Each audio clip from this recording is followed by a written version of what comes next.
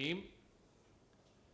جیسا کہ آپ جانتے ہیں کہ الحمدللہ آزاد جموں اور کشمیر میں مسلم لیگ نون کو دوسرے فیز میں بھی برتری حاصل ہوئی ہے اور ہم اللہ تعالیٰ کے فضل سے سمپل میجورٹی تک پہنچ چکے ہیں.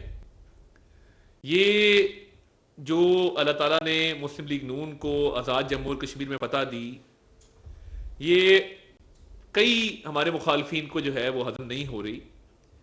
اور دیکھیے، ایک پولیٹیکل پروسیس جس میں عوام نے بھرپور شرکت کی، پولیٹیکل پارٹیز نے نہ صرف جلسے کیے، ایک پورا پولیٹیکل پروسیس آزاد جموں اور کشمیر میں اور اس کے علاوہ جو مہاجرین کی سیٹیں ہیں ان پر ایک کمپلیٹ پولیٹیکل پروسیس جو ہے وہ چلا. اور لوگوں نے نہ صرف بڑھ چڑھ کے الیکشن کیمپین میں حصہ لیا، بلکہ الیکشن کیمپین کے ساتھ ساتھ انہوں نے جلسوں میں، جلوسوں میں، کارنر میٹنگز میں بہت اچھا کردار ادا کرتے ہوئے. اور ہم یہ سمجھتے ہیں کہ جس طریقے سے وزیر اعظم شہباز شریف صاحب نے بہت اچھی روایت قائم کی کہ انہوں نے پاکستان پیپلز پارٹی کو گلگت بلتستان کے انتخابات میں کامیابی پر مبارکباد دی اور سب سے پہلے مبارکباد دی، تو میں یہ سمجھتا ہوں کہ یہ تھوڑی برداشت کا، تحمل کا اور رواداری کا مظاہرہ کرنا چاہیے. اور جس طریقے سے آج وزیر اطلاعات سندھ اور سینئر منسٹر جناب شرجیل میمن صاحب کی طرف سے بے بنیاد الزامات لگائے گئے، تو میں چند گزارشات ان کی خدمت میں پیش کرنا چاہتا ہوں. پہلی بات تو یہ کہ لوگوں نے جو فیصلہ کرنا تھا وہ تعمیر و ترقی پہ کرنا تھا. لوگوں نے جو فیصلہ کرنا تھا وہ اس بنیاد پہ کرنا تھا کہ کون سی سیاسی جماعت نے کشمیر کی عوام کو، کشمیر کو اپنی ترجیحات میں رکھا ہے، کس کا خدمت کا ایک ٹریک ریکارڈ ہے، اور کس سیاسی جماعت نے خدمت نہیں کی. اور شاید جہاں ان کی حکومت بھی ہے وہاں پر بھی معاملات بہت توجہ طلب ہیں. 2024 کے الیکشن پر سوال اٹھانا، تو کیا وہ سوال سندھ پہ نہیں اٹھتا اگر آپ وہ سوال اٹھاتے ہیں؟ اور اس کے بعد بے بنیاد الزامات لگانا تو کیا ہی اچھا ہوتا اگر ناقابل تردید ثبوت بھی پیش کیے جاتے، شواہد بھی پیش کیے جاتے اور کہا جاتا کہ جی یہ شواہد ہیں، یہ ثبوت ہیں. دیکھیے، گلگت بلتستان کے الیکشن کے دوران ہمیں نظر آیا کہ پیپلز پارٹی کی کیمپین وہاں موجود تھی، پیپلز پارٹی کے رہنما وہاں موجود تھے، بلاول صاحب نے اچھی کیمپین چلائی، اس کا نتیجہ نکلا آزاد جموں اور کشمیر کے الیکشن میں مسلم لیگ نون کی قیادت میاں محمد نواز شریف صاحب نے اور ان کی پوری ٹیم نے جہاں جلسے کیے، کیمپین چلائی اور ایک ہوا چلی مسلم لیگ نون کی، وہ بھی پوری دنیا نے دیکھی. تو آپ کیمپین بہتر کر لیتے، آپ معاملات کو بہتر طریقے سے چلا لیتے. تو یہ بالکل پولیٹیکل پوائنٹ سکورنگ جمہوری نظام میں ہوتی ہے اور یہ پارٹ اینڈ پارسل ہے آف پالیٹکس.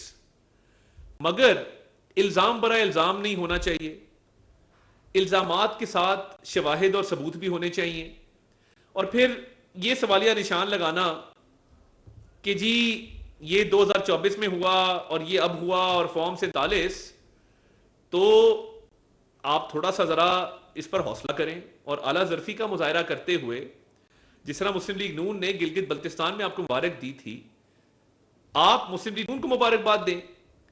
دیکھیے، اور میں میرے اپنے حلقے کے اندر جو مہاجر کی سیٹ پہ الیکشن ہو رہا تھا وہاں پہ پیپلز پارٹی کی کوئی پوزیشن نہیں تھی. ان کی ایک سیٹ پہ ان کا کینڈیڈیٹ ہی بہت کمزور تھا، دوسری سیٹ پہ ان کا کینڈیڈیٹ نہ ہونے کے برابر تھا، اور ڈور ٹو ڈور کیمپین ہو، کارنر میٹنگز ہوں، جلسے ہوں، Peoples Party was missing from the equation.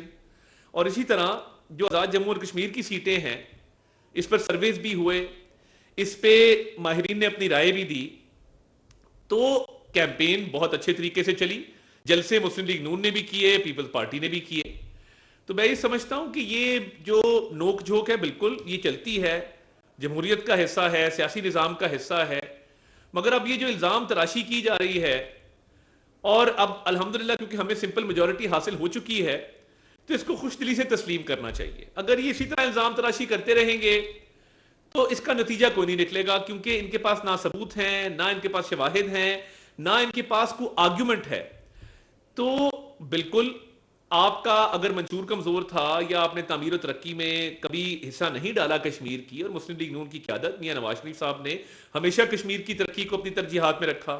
Shahbaz شریف صاحب وہاں پہ دانش اسکول بنا رہے ہیں, ہائی ویز بنا رہے ہیں, کنٹریبیوٹ کر رہے ہیں ٹورڈز کشمیر ڈیولپمنٹ. تو ہماری قیادت تو وہاں پر یہ نعرہ لے کر گئی تھی کہ پنجاب کے اندر بہت ڈیولپمنٹ ہوئی ہے تمام مسلم لیگ نون کے ادوار میں, شہباز شریف صاحب کے دور میں بھی, مریم نواز شریف صاحبہ کے دور میں بھی.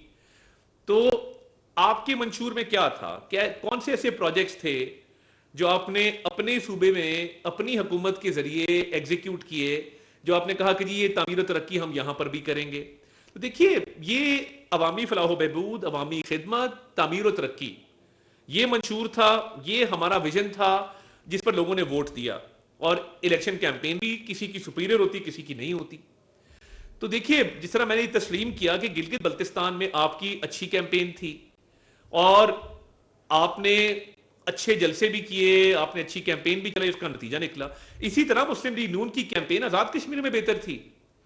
اور آپ جو الزامات لگا رہے ہیں, آپ کی اپنی ایڈمنسٹریشن ہے, آپ کے اپنے وزیر اعظم ہیں, اور یہ لوگوں کو پتا ہے کہ کشمیر کے الیکشن میں کیئر ٹیکر سیٹ اپ نہیں ہوتا, سٹنگ پی ایم کے تحت ہی الیکشن ہوتے ہیں, انہی کی ایڈمنسٹریشن ہوتی ہے. تو دیکھیے, آپ اگر اپنے آپ پہ الزام لگا رہے ہیں تو میں اس پہ کہہ کچھ نہیں سکتا. آپ کا وزیر اعظم ہو, آپ کی اپنی حکومت ہو, اور پھر آپ الزام لگائیں اور پھر کہیں 2024 میں بھی یہ ہوا تھا, تو میں یہ سمجھتا ہوں کہ یہ افسوسناک ہے. ان نتائج کو خوش دلی سے تسلیم کریں اور آگے بڑھیں. یہی جمہوری عمل کا تقاضا ہے اور یہی پولیٹیکل پروسیس کے تحت ہوتا ہے.